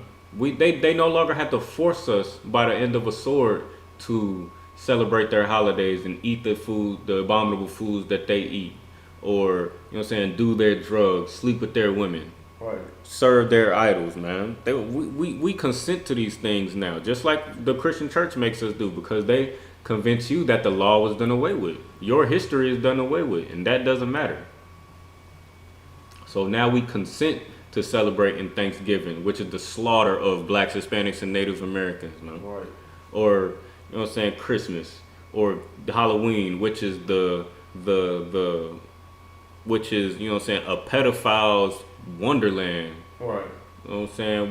We consent to these things. Like, we tell our kids all year round, don't talk to strangers. Don't take nothing from you know what I'm saying? Don't take nothing from no stranger. And especially, you know what I'm saying, if you see a strange man with a can, you know what I'm saying, can't offer you candy out of his truck or whatever, right, you run, scream, and tell. But on this one day, you consent to sending your children out and collecting candy from strangers. Good night. We are consenting to these things. They no longer have to convince us, man. Right. So like, go ahead, read on. Okay. And sacrificing to idols and profane the Sabbath. Right. Slacky, let's drop down to verse 49. Verse 49. To the end they might forget the law. Right. And change all their ordinance. Right. So now we have been forced to forget our law through their, you know what I'm saying, through being murdered and destroyed and robbed, and then, you know what I'm saying, they integrate us, and then we consent to their beliefs and their customs and their culture. Right. So that now we have forgotten our law, man. Just like Psalms 83 just says, so that the name of Israel be no more remembered. So we forget who we are and how important it is for us to separate from this devil, man. So they can no longer take advantage of us. We forget that. So now we about to fall for the okie doke again. Right. We gonna see that in just a second. Salakia, verse, where we at? We at verse 50. Come here, verse 50. Okay, most on Christ. Verse 50. And whosoever would not do, verse 50. And whosoever would not do according to the commandments of the king, he said, he shall die. Right. So, whoever shouldn't do according to, whoever should not do according to the king, whoever don't obey, you know what I'm saying, what the king is telling you to profane your people, you are going to die. All right. Salakia, let's we're gonna verse 51, and then we're gonna drop down a little bit more. Verse 51. In the self-same matter wrote he to his whole kingdom, and appointed overseers. And appointed who? Overseers. So police officers. Overseers. So politicians. Overseers. So your Christian pastors. Overseers. Go ahead, read on. Over all the people. Right. Commanding the cities of Judah to sacrifice city by city. So they're appointing overseers just like they do in your neighborhoods and your communities, man. They appoint overseers to make sure you're profane to the Most High, so that to make sure that you are defiling yourselves and your people, man. To make sure you're doing these things, just like they did in the I ain't gonna get into that. It's like you drop down to verse 53. Verse 53. And drove the Israelites into secret places, even wheresoever they could flee from Succor. From Succor. So that word Succor means it's security for safety. So we're fleeing to wherever we can go to get safety from these wicked devils who are driving us away. Anybody who stands with integrity on their culture, on following these laws, statutes, and commandments, they are driving them away and pushing them. They're pushing them out of their land as they destroy it behind them, just like they did in the Trail of Tears, man. They infiltrated our king. They infiltrated our societies and our people, and spoke sweet words to them, disarmed them, and then once they had their guard down, slaughtered them and took the land, and then forced them to flee to wherever they could find safety. That's exactly how these Native Americans ended up on reservations. It's in the scriptures. We just read it out of the scriptures. They're doing the exact same thing that they did way back then in 320 BC to oppress blacks, Hispanics, and Native Americans today, man. We have to get into this history and start to see the parallels, so that once they approach us with peaceable words, we know what type of time they on, because they do it every single time. Salakia, let me get verse 60 and 61. This is book of First Maccabees, chapter 1, verse 60. At which time, according to the commandment, they put to death certain women. Right. Certain who? Certain women. So they don't give a damn about the women and how defenseless they are. They don't give a damn. Go ahead. They had caused their children to be circumcised. So they trying to keep their culture, man. They trying to stand on their culture with dignity and honor their husbands and glorify their husbands and glorify the Most High by keeping their covenant. But they put them to death, man, for having integrity. Go ahead, 61. Verse 61. And they hanged the infants. And they did what? Hanged the infants. They did what? Hanged the infants. Just like they did in 1492, just like they did in 1619 when they came and destroyed us, man. Just like they did during slavery, man. When they kidnapped the women and they killed the children, they killed the men, they hung the men off a tree, they hung pregnant women off of trees and then cut the baby out their stomach and then stomped the baby on the ground. Right. While the man had to watch before he died. Or sometimes they were so cruel that they would make the man watch all that happen to their family and then make him live. And make him live with that trauma and that memory of the last time you seen your wife and your children was hanging from a tree, dying and suffering at the hands of this wicked bastard who you now have to serve. Right. That's what they do. That's the type of bastard that we are under, man. And they don't give a damn about they don't give a damn about how defenseless a little infant is compared to a fully girded army with swords and spears and rifles and armor. Right. They don't care, and horses and chariots. They don't give a damn about how defenseless an unarmed woman or unarmed child is to their entire military might. Right. They don't give a damn. Salakia, read the rest of that, and then we're gonna get to that Deuteronomy 28. Verse 61. And they hanged the infants about their necks and rafted their houses. They did what? And rafted their houses. So they, again, just like we saw in verse 30, they came and pulled, they came, kicked the door in, took everything that they might have had, burned that joint to the ground, man, and destroyed any black, Hispanic, and Native American that was nearby. Go ahead, read on, Salaki. And slew them that had circumcised them. Right. So this is them. They're still like, these are the same things that there's nothing new under the sun. These are the same things that they do to blacks, Hispanics, and Native Americans, man, who are on reservations and on the border in cages under 4 blankets, man. And to the blacks, you know what I'm saying, to black people who just trying to live their lives, man, who got a fear that they may or may not make it home because of the police or some random white man with a gun is gonna kill them. Salaki, you had something you want to come if I could. These two scriptures, 60 and 61, are so heavy because our people are still holding on to their culture. Even when the king said to do otherwise, you be killed for it. Right. Our people still holding on to their culture. This goes for us nowadays. Right. No, we have an Israelite culture. What we wear, how we act. We are doing that. We are doing that today in America and you in the ISUPK, man, because we don't give a damn what America say do, man. You know what I'm saying? America say smoke weed. America say do these holidays. You know what I'm saying? What we do? We don't smoke weed. We don't do these wicked ass slots. We don't do these wicked holidays. What we do, we celebrate Purim. We celebrate all feast days. Right. This is so heavy, man, because these two, you know what I'm saying? These Israelites still hold on to their custom. You know what I'm saying? And they can be killed for it. Right. You know what I'm saying? It's like it. Right. And get out of hand. And it's so heavy. You know what I'm saying?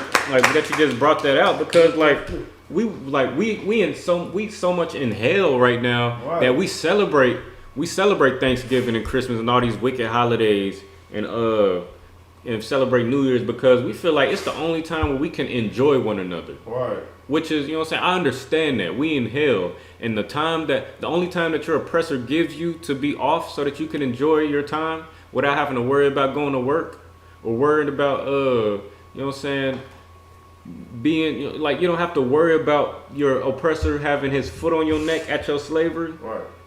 Like, you just want to spend that with your family. Right. Like, I get that, but we got to understand that all is not lost if we take away Christmas, man. Right. Like, Christmas don't make no damn sense to begin with. It's all confusion, man. None of these. You don't have to celebrate the murder of blacks, Hispanics, and Native Americans on Thanksgiving. You don't have to celebrate that nonsense. You don't have to give your children up to pedophiles on Halloween. You don't have to risk your children being shot and by a stray bullet because people don't know how to act on New Year's because we don't realize that we are worshiping an idol. We can take away those things, and instead of celebrating the New Year's, which don't make no damn sense, ain't nothing new in the dead of winter. Right. Instead of celebrating the so-called New Year's, you celebrate the real New Year, the Passover, man. That's right. In the spring, where things are new, man. Where the Most High told you to keep the Passover, man. And you can celebrate the Feast of Dedication instead of celebrating Thanksgiving. Instead of honoring your oppressor for murdering you, blacks, Hispanics, and Native Americans, you can honor the Most High for how he destroyed your oppressor for killing you. You can celebrate the victories you had over your oppressor thanks to the Most High, man. You could just make the trade, and then now you don't have to try to make something wicked into something that's into something so-called holy. Right. You can just celebrate the thing that the Most High told you to celebrate, and you will enjoy yourself far more than celebrating your oppressor with your oppressor. Salakia, where we at? What did we just read? Let me get that Deuteronomy 28 verse 50. This is the book of Deuteronomy, chapter 28, verse 50. A nation of fierce countenance. Right. So your oppressor is a nation of fierce countenance.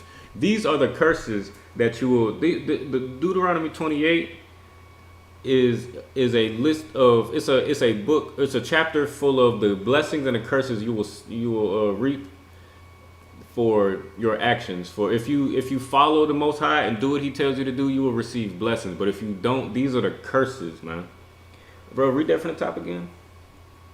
This is the book of Deuteronomy, chapter 28, verse 50. A nation of fierce countenance. Right.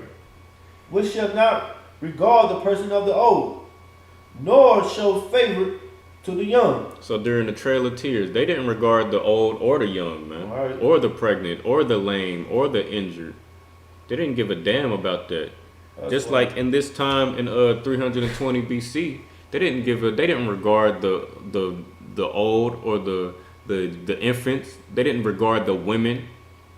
They took them captives and murdered them if they spoke out or did otherwise to what the king said for them to do. They hung babies from trees. They didn't show any favor to the old, nor favor to the young. They didn't give a damn. This is the nature of your oppressor, man. This is the nature of your oppressor, and this is how they behaved all through the scriptures, man. That's how we are able to go from the Maccabees all the way back to Deuteronomy. Right. Before the Maccabees even happened. And it's all happening. And that's how we can look into these scriptures and see that this happened in the Old Testament, this happened during the New Testament, this happened in the Apocrypha, in the history therein, and it's happening today. They are just like they didn't show favor to the young or the old back then. They don't give a damn about how young Trayvon Martin was, or how old George Floyd was, or how young Tamir Rice was. They don't give a damn, or how well what's that sister's name that died in the military? Vanessa Guillen. Yeah. They didn't give a damn about how well Vanessa Guillen served in their military. Right. They don't give a damn. They just want blacks, Hispanics, and Native Americans destroyed. Right. And that's all you're gonna get as long as you continue to believe their lies, man. Right.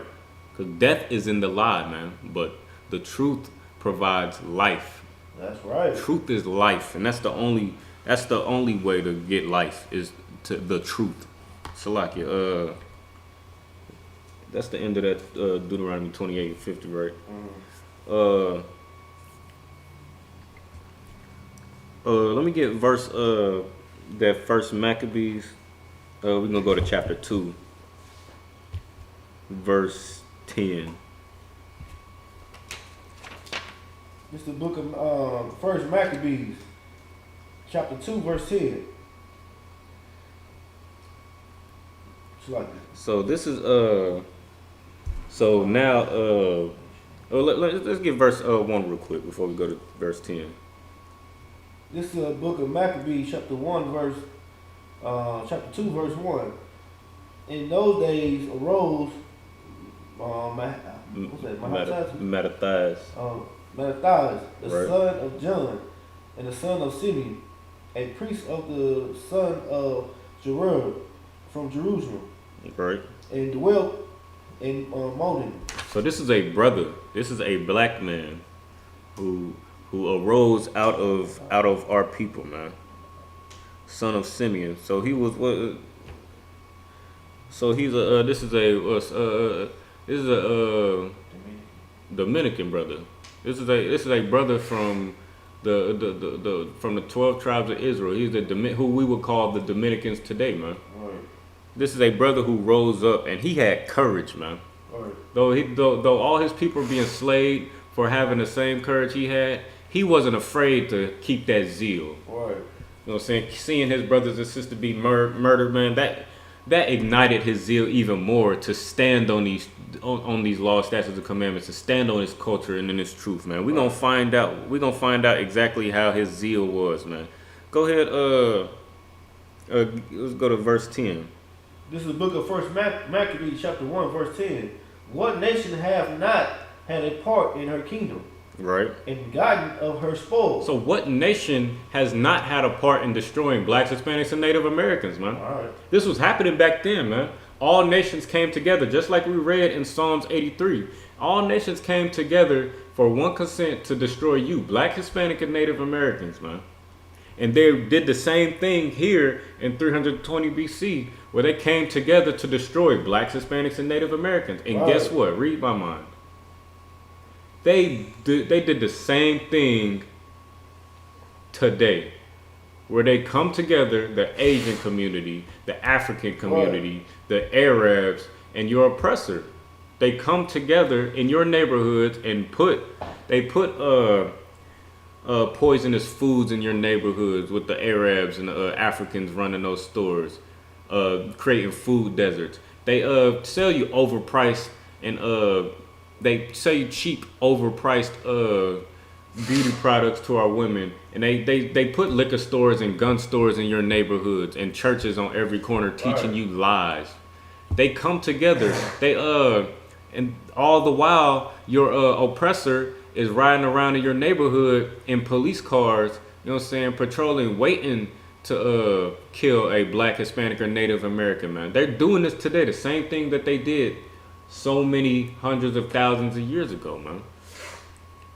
These are all through our records, man. Once we start to see that it's a repeating thing, that they come together, they come together to oppress you, and then they murder you, and they speak soft, sweet words to disarm you, and then they kill you, and then they don't give a damn about how they treat your women and your children and the old and the young and the pregnant and the injured and the weak.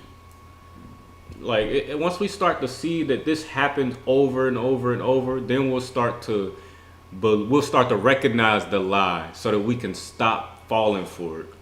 Salakia, who said, what nation had not a part in our oppressor's kingdom, man, and in taking advantage of blacks, Hispanics, and Native Americans, man? Who hasn't had a hand in this, man? So now they see that Mattathias has zeal, right? And that he is becoming well esteemed to his people, man, because he is such an unmoving ruler. He is a steadfast ruler, or he is a steadfast man amongst his people, man. Right. So his people starting to look up to him, man. So they start to recognize. So what happened? Let's drop that in verse 17. Verse 17. They answered the king's officer and said to Mattathias on this wise, thou art a ruler. Thou art what?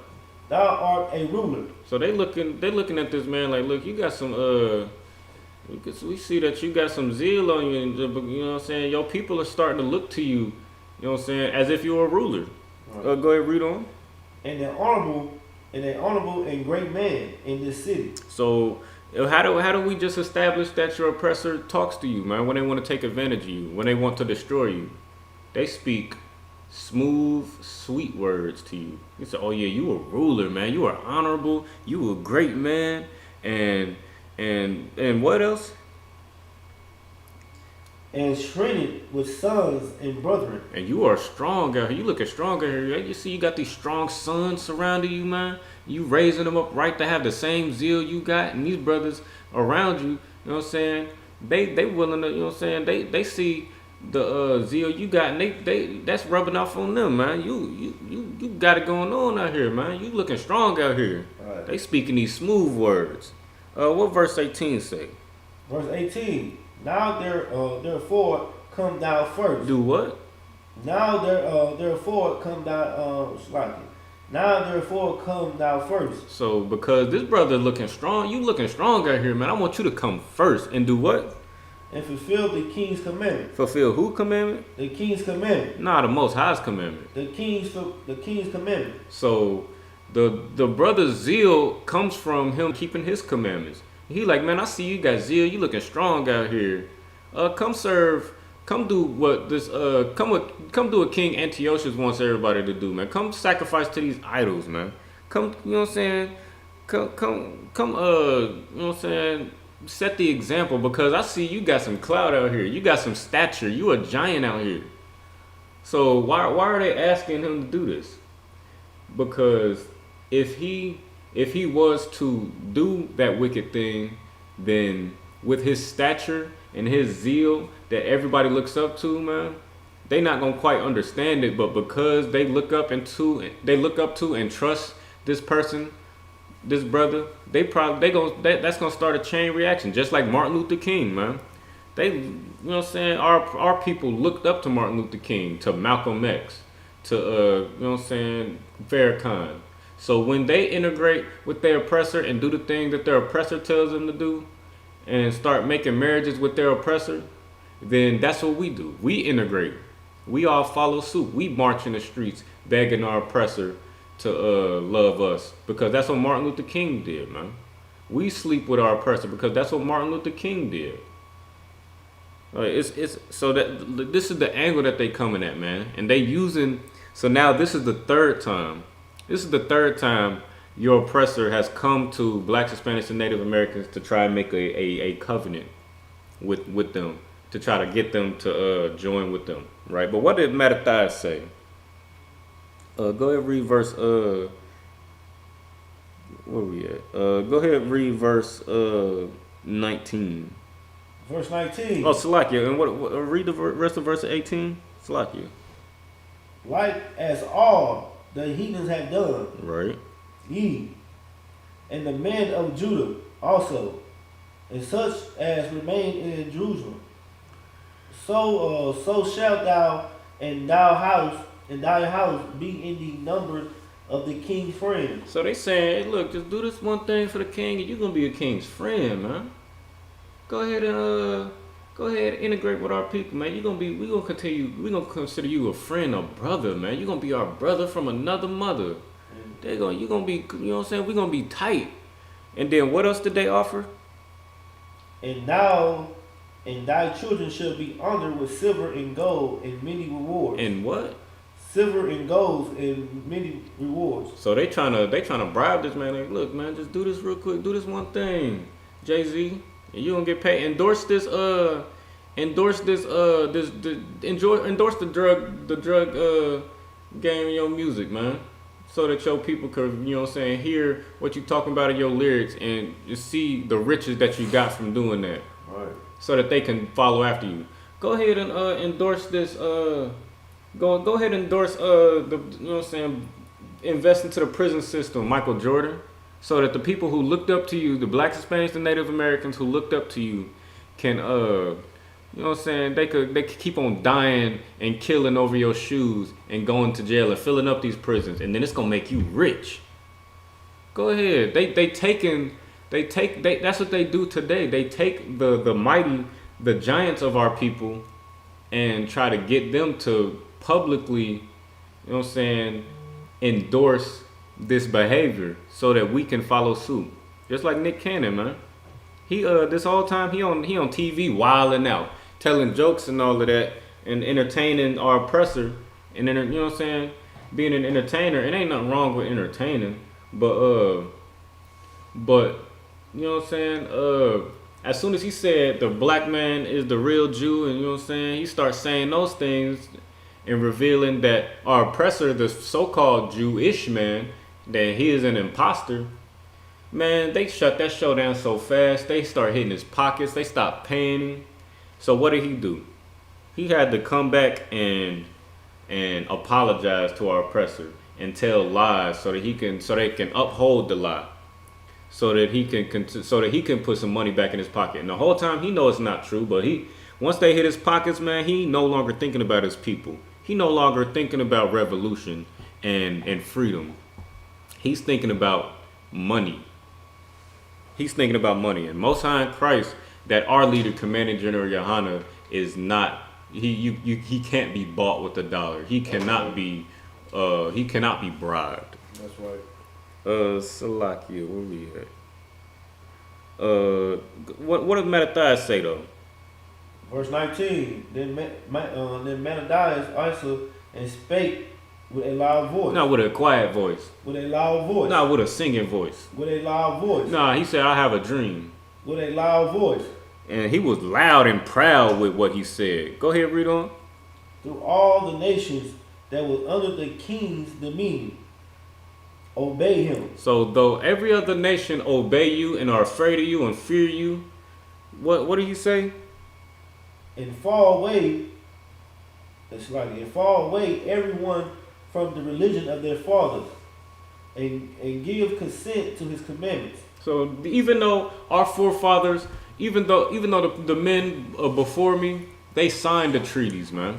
They marched in the streets and said, I have a dream. Even though they bowed down and begged to join into your culture, man, this brother Mattathias, man, he was not moved, man. He was not moved by, his integrity wasn't moved by the promise of gold and silver and riches, man. And why was that? Why was that, man? Because he knew history. He knew what happened before time, man. You know what I'm saying? He understood his culture, man. He understood what happens when you trust in your oppressor and you allow yourself to be bribed, man. It only leads to death and destruction and curses, man. And he valued his people so much more than he could ever. He valued his people more than he could put his value into riches and gold and all of that. Because the thing is, you get promised riches and gold, but at the end of it, you take that bribe, you're going to end up with nothing. You're going to end up with nothing, man. Because that bribe is just a trick to get you to put your guard down so that they can destroy you. So if you love riches, you love gold, and you love stature and notoriety more than you love your brother and your sister and your people and the Most High, then you're going to end up with nothing when the Most High said that you are to be a ruler on this earth, man, above all nations of the earth. So if you choose riches over rulership, you're going to end up with nothing. Absolutely nothing. What did that brother Mattathias say? Verse 19, Slaki. Verse 19. Then Mattathias answered and spake with a loud voice. Though all the nations that are under the king's dominion obey him, and fall away every one from the religion of their fathers, and give consent to his commandments. Right. So you got everybody else fooled and following you and fearing you. Read verse 20. Verse 20. Yet will I and my sons and my brother walk in the covenant of our fathers. Read that one more time. Yet will I and my sons and my brethren walk in the covenants of our fathers. He said, you do whatever you want, but as for me and my house, we gonna serve the Lord, just like it said in Joshua, man. All right. We gonna serve the Lord, man. You do what you want to do, man. You eat that pork chop. You get high. You sell out for your oppressor. You shuck and jive for your oppressor if you want to. But me and my sons, we gonna serve the Lord, man. We gonna walk in the covenant of our fathers, man, so we can receive the reward of our fathers, man, and we can give glory to the Most High, man. That's He said, forget about that oppressor with a loud and strong voice, man. It's like your last scripture. Let me get 2 Thessalonians chapter 2 and verse 3, man. And that brother Mattathias, man, he was courageous and zealous for his people and for, you know what I'm saying, he was zealous about having integrity for the Most High and what in his culture and the covenant he made with his forefathers. He wasn't gonna bring his culture to shame because of fear of death, because he knew his history, man. He know that you are not you're not supposed to fear. You know what I'm saying? You're not supposed to fear your oppressor, man. The Most High hasn't given us a spirit of fear, man. He hasn't given his people the spirit of fear, man. We supposed to stand when we get tested. When we supposed to stand strong and cleave to the Most High. So like you got that? You said verse 3. Verse 3. This is the book of Thessalonians, chapter 2, verse 3. Let no man deceive you by any means, for that day should not come. So this is talking about the Most High returning or Christ returning to restore the Most High's kingdom on this earth, man, and delivering his people out of captivity under our oppressor, man. You know what I'm saying, and destroying this country, destroying our oppressor and his kingdom, and putting the Lord's children back in rulership under Christ, under the Most High, man. That day is not come. That day shall not come, man, unless what? Except there come a falling away first. A falling away. So the Most High wants to send Christ down to destroy, you know what I'm saying, destroy this wicked kingdom and set things right with his people in rulership under Christ, man, under the Most High's authority. Right. He wants to set everything right, but he's not going to do that except there be what? Except there come a falling away first. So what are we falling away from, man? We are he can't come and set anything right. He can't set his people in rulership unless we fall away from the wicked things that our oppressors taught us. Unless we fall away from getting high and sleeping with their women and their men and doing their drugs and celebrating their holidays, man. He not doing nothing until there be a falling away first. Slacky, go ahead, read on. And that man of sin be revealed. Who's that man of sin? Who's that man of sin, man? That wicked oppressor that kills you on national television, who uses sweet words to let your guard down and then murders you and takes everything that you have and makes a joke out of the children of the Most High, man. Till that man is revealed, till we realize that he is the devil that the Bible speaks of, man, and that he is a wicked bastard that we need to separate from, man. Go ahead and finish the rest of that. The son of perdition. Let's get the definition of perdition real quick. We can get up out of here. So we have to recognize before the Most High will do anything about our condition, we have to do something for him, man. We have to recognize our oppressor as just that, an oppressor. And we have to fall away from our oppressor's ways and no longer partake, man. Stop partaking in our oppressor's ways, and then recognize that he is an oppressor, man. Go ahead.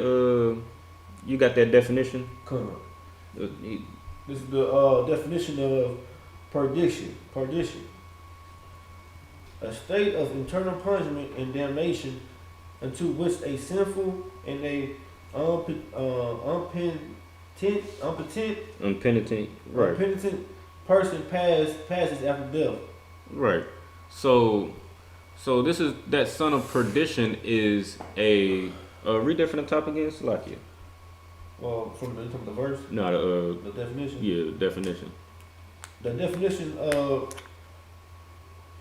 perdition: a state of eternal punishment and damnation, in which a sinful and how you say that word? Impenitent person passes after death. So this is a wicked bastard who will receive eternal punishment and damnation, man, for what he has done to blacks, Hispanics, and Native Americans, man. He will receive a eternal punishment, man. For he will no longer be able to rule in this earth ever again. He will never be able to oppress blacks, Hispanics, and Native Americans ever again. Once the Most High sends Christ down to destroy this place and set us back in rulership, we will never suffer under the boot of an oppressor. Right. Let's get that word impenitent real quick. We're gonna go ahead and get up out of here. And so, because not only is he destroying, you know what I'm saying, the Most High's people, but we just established that he don't regard the old or show favor to the young. He don't give a damn. He is killing you with no remorse. Let me know you got that, priest. Robert Pashah. But he's gonna kill you, man, with no remorse, and he don't give a damn. No one's going, like the scriptures say, your oppressor is proud, and as he destroys the Lord's people, he proudly, you know what I'm saying, he puts himself, he exalts himself above the stars, man, above you, and he exalts himself above the stars of God, above the Lord's children, and says, who will bring me down? Proudly. He is proud, man, for what he has done to the Lord's children. You got that? No, so take your time. Penitent. I actually got it right here. So the definition of impenitent is not feeling shame or regret about one's actions or attitudes. So not only are they a wicked, murderous bastard, but they don't feel they feel no shame or regret for what they do to the Lord's children. They are impenitent, man. And because of that, man, they are going to pay for what they did, man. They're going to pay, and they're going to be destroyed to where they can rule no more. They can rule no more, man. Thus saith the Lord, man. But that day is not going to come unless we fall away from the ideas and the customs that your oppressor taught you. So no more. So I feel like that's a fair trade, man. No more New Year, Happy New Year's and Thanksgiving. No more Easter or, you know what I'm saying, Martin Luther King Day. No more Christmases and Thanksgivings. But instead, celebrate the Passover. Celebrate Purim, the Feast of Dedication, and Feast of First Fruits, and the Feast of Unleavened Bread, man. Do that with your brethren, man. And love the Most High and with all your mind, strength, and soul, man. With that, you know what I'm saying, if it ain't any questions in the chat or questions in the room, we'll go ahead and end it right there, man. My phone is janky. I appreciate everybody, you know what I'm saying, who was able to make it to class tonight. You know what I'm saying? Anybody who was able to watch online on YouTube or Facebook, you know what I'm saying, it's much appreciated. And, you know what I'm saying, just keep tuning in, man. Just keep tuning in. And, you know what I'm saying, learn how to love your, you know what I'm saying, love the Most High and love your people, man. You know what I'm saying? So we can get out of this hell, man. So that we can be rulers. So that we can be in rulership like the Most High wants, like he wants blacks, Hispanics, and Native Americans to be in, man. If there's no questions, we're going to pass the class over to Priest and Officer 50 Abanza Young for the security announcements. This is the ISUPK security announcement. We all, the ISUPK, started out of 1 West from 125th Street, Harlem, New York. Rules for new brothers and sisters. When their new brother or sister comes into the school, they are off limits for 6 months. They are to be saluted only. They are here to shed themselves of the world. If they need transportation, the teacher will arrange it. After 6 months, if a brother or sister has an interest in a particular person, he or she must get permission from the head to speak to a brother or sister. This is another 6 months in which the brother and sister will court each other. After this 6 month period, the brother and sister will get permission from the head to marry. tithes, which is a commandment. You can find it in book of Numbers, chapter 18 and 21. And in Malachi, chapter 3, verse 8 through 10, means 10 in the Hebrew, Ma'asrah. 10 of every penny of any increase the Lord give you. Give to treasury department or teacher. Priest fund, free will offering for priests. Not mandatory. Whatsoever amount you would like. Upcoming holy convocations. We have the Purim, which is on the 14th day and the 15th day of the 12th month. So it'd be Monday the 14th of February and Tuesday the 15th of February 2022. You can find that in Esther chapter 9, verses 21 through 30. It's like verses 20 through 31. Reminder Akim and Akhwa to check the bulletin board and the hallway. If anyone wants to be a trooper in the school, to start wearing all boots, all black boots, shirts, pants, headband, and scarf. And that concludes the ISUPK security announcements. All right. No sign of Christ. With that, I Majim Wakanya Hakadam, which means stand and face the east. We're going to do the Lord's Prayer in the Hebrew and in the English. What is the east again? Shit, I was just thinking about that. What we do? That was last time. Hold on. Here we go. East that way. Almost on Christ. I showed some. Almost on Christ. All right, the Lord Prayer in the Hebrew. Abanawa. Shabbat Shemayim. Kodash. Hayah. Shemka. Yahweh. Malakuka. Taba'ah. Ratazaka. Hayah. Aisha. Baratazah. Kawa. Hayah. Bashemayim. Nathalanoah. Lakum. Call. Yawom. Wasalaknawa. Kababwaknawa. Kasalaknawa. Kababwathianawa. Wala'ah. Tabia'anawa. Banasawan. Abal. Hawashanawa. Mayan. Ra. Kaya. Laka. Hamalakwa. Waha Allah. Wahatapa'ara. La'aiwalamyu.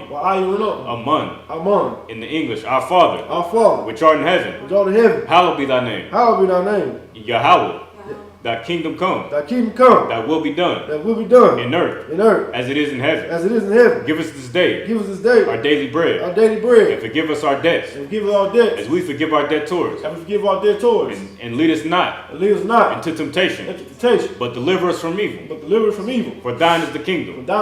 And the power. And the glory. Forever. So be it. All right, so face the brothers. We're going to do a courtesy salute to the brothers.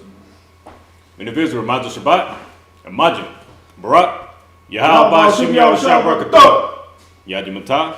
No sorrow, face the sisters. Do a courtesy salute to the sisters. In the Israel, Majah Shabbat, and Majah, Barak, Yahweh, Shem Yahushua, Shem Yahushua, Yadimata. Dismiss.